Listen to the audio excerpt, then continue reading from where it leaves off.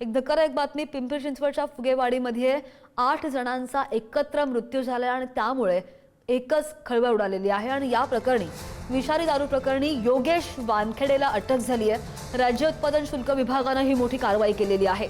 वानखेडे यानेच पिंपरी चिंचवड आणि पुण्यामध्ये स्पिरिट पोहोचवल्याची माहिती आहे। मृत्यूच्या घटनेनंतर वानखेडे स्वतः हजर झाला।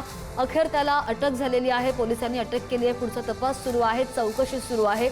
परिसरामध्ये अवैध हातभट्टी आणि गावठी दारूचे अड्डे सुरू असल्याने मृत्यूमागे दारू कारणीभूत असल्याची चर्चा सुद्धा बरीच रंगली आणि या प्रकरणी स्वतः ही व्यक्ती पोलीस ठाण्यामध्ये हजर झाली आहे।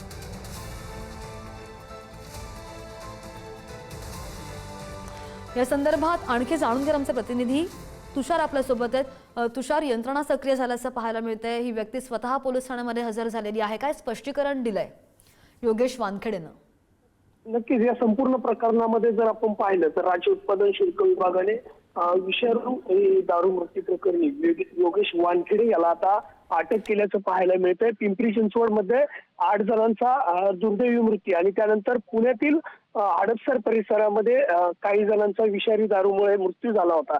आणि या संपूर्ण प्रकरणामुळे आता जर आपण पाहिलं तर योगेश वानखेडे हा याच परिसरामध्ये दारू पोहोचवत होता आणि या दारूमध्ये तो स्पिरिट मिक्स करत असल्याची माहिती खरं तर आता पोलिसांना भेटली। आणि त्यानंतर हा जो योगेश वानखेडे त्याला तो राज्य उत्पादन शुल्क विभागाकडे रात्री उशिरा पोहोचला आणि त्यानंतर त्याला आता पुणे पोलिसांनी अटक केलेली आहे। या संपूर्ण प्रकरणामध्ये जर आपण पाहिलं तर या मृत्यूचं जे प्रमाण आहे ते कशामुळे झालं याची माहिती खरं तर पोलीस घेत होते आणि अनेकांकडनं सांगण्यात होतं की दारू पिऊनच मृत्यू झालेत आणि त्या अनुषंगाने पोलिसांनी हे तपास सुरू केला होता। मात्र त्याआधीच योगेश वानखेडे हा राज्य उत्पादन शुल्क विभागाकडे पोहोचला आणि त्यांनी असा निर्वाळा दिला असल्याची माहिती आता समोर येताना पुढे येते।